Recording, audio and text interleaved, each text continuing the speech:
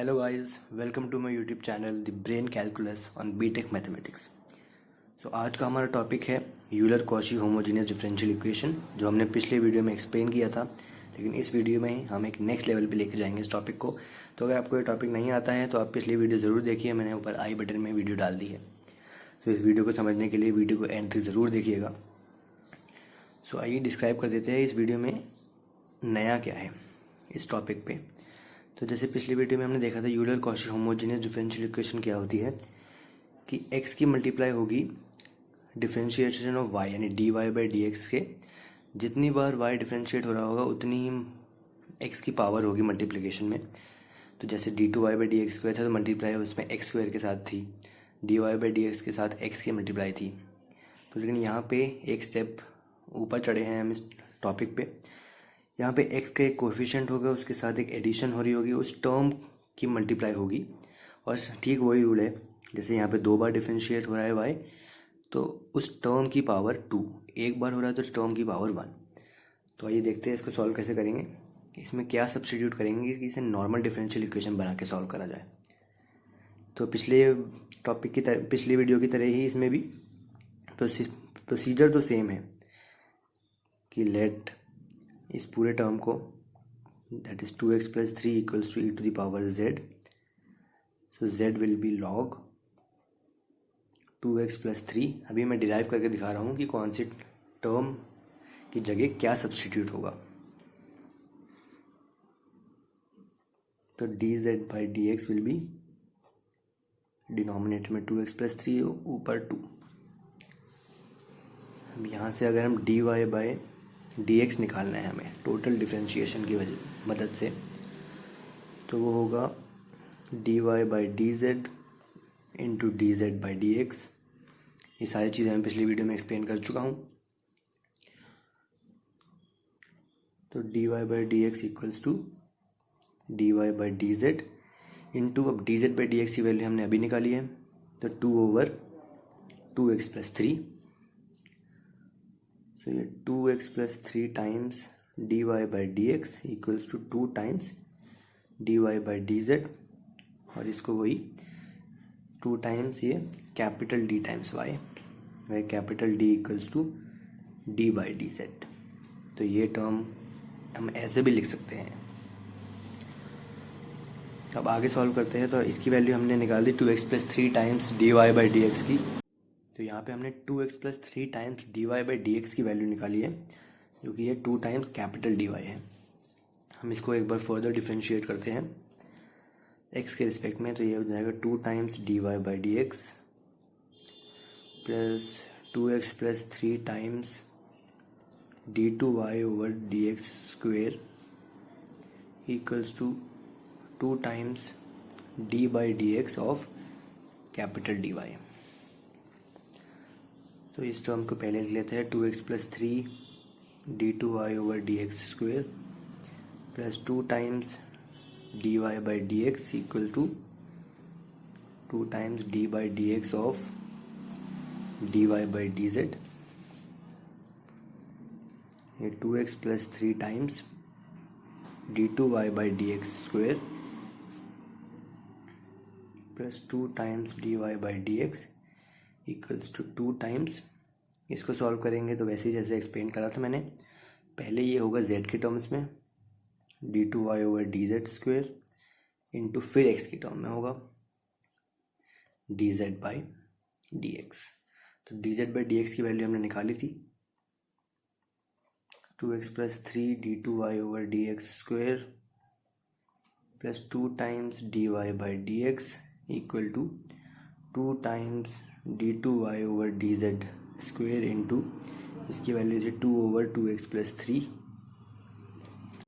तो 2x plus 3 हम यहाँ ले गए, तो 2x प्लस 3 का whole square d2y by d x square plus 2 into 2x plus 3 dy by d x equal to 2 square and d2y over d z square. इसको 2 square ही रहने देंगे अभी। और यहाँ पे 2x plus 3 into dy by d x की value भी हमने निकाली अभी।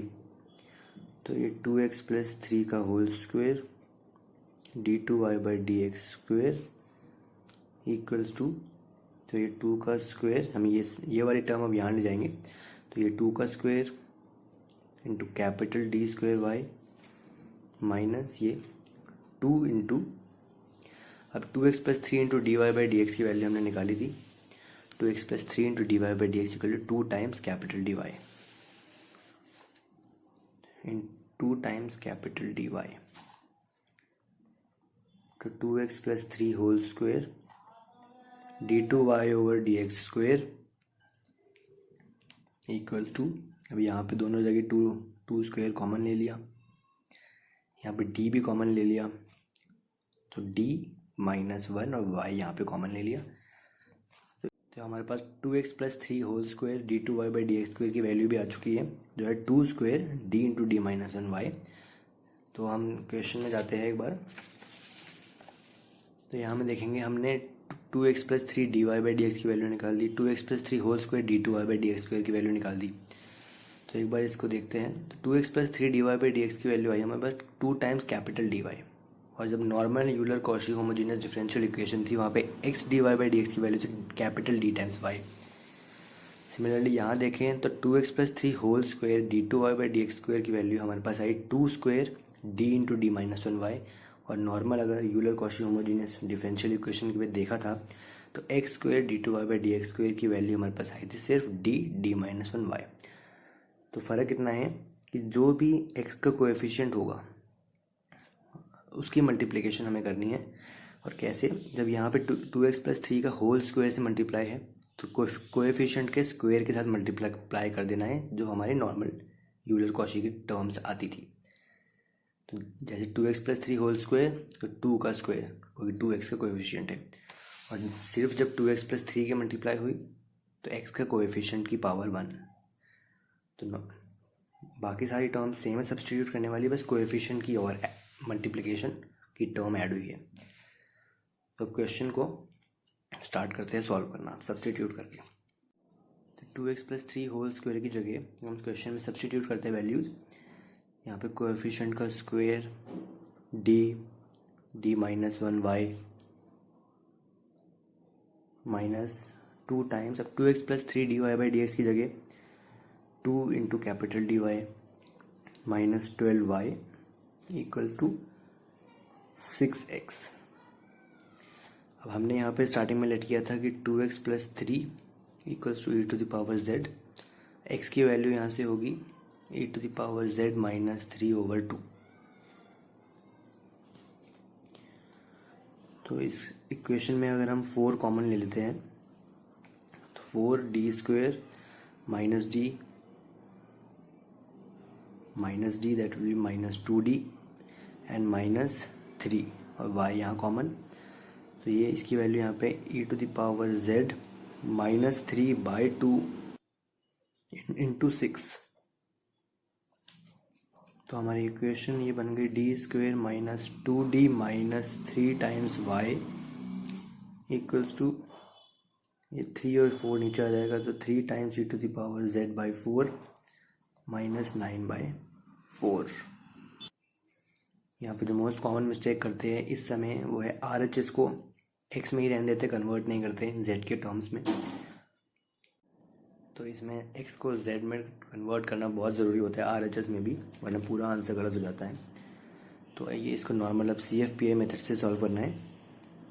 तो CF के लिए अब हमारी auxiliary equation m square minus 2m minus 3 equal to 0। तो यहाँ पे फिर m के रूट्स निकालने हैं, m square minus 3m plus m minus 3 equal to 0, m minus 3 plus 1 m minus 3 factorization करके, तो m की वैल्यू यहाँ से -1, 3 आई है। अब यहाँ पे हमें CF निकालना है, तो यहाँ से इसका CF होगा C1 e to the power minus z plus C2 e to the power 3z। जो सेकेंड मोस्ट कॉमन मिस्टेक होती है इन क्वेश्चंस में वो है कि CF भी लोग x के टर्म्स में निकाल देते हैं, जो कि CF भी इसमें z के टर्म में निकालना होता है। इसका सबसे एक याद रखने की बात यह है कि यहाँ पे इक्वेशन में y जिसके भी रिस्पेक्ट में डिफ्रेंशिएट हो रहा हो, जैसे यहाँ पे कैपिटल D है हमारा d बाई डी जेड, तो z के टर्म्स में हमारा डिफ्रेंशिएट हो रहा है y, तो सी एफ भी उसी वेरिएबल के टर्म्स में आएगा, तो सी एफ जेड के टर्म्स में है यहाँ पे।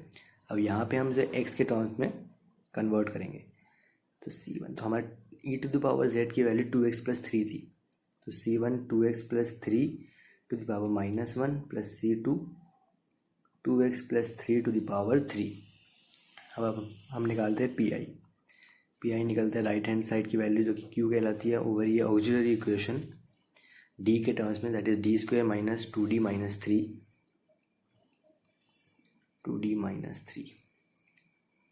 तो RHS की वैल्यू हमारी है 3/4 e to the power z, ये D² minus 2D minus 3 minus 9/4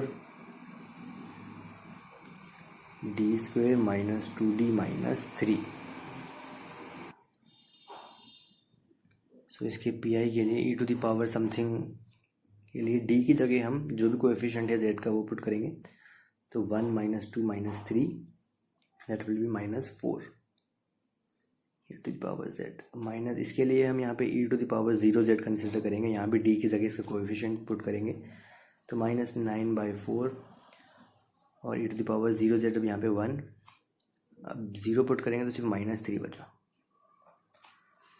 तो फाइनली पी आई की वैल्यू हमारे पास आ गई -3 times e to the power z over 16, ये plus minus minus that will 3/4।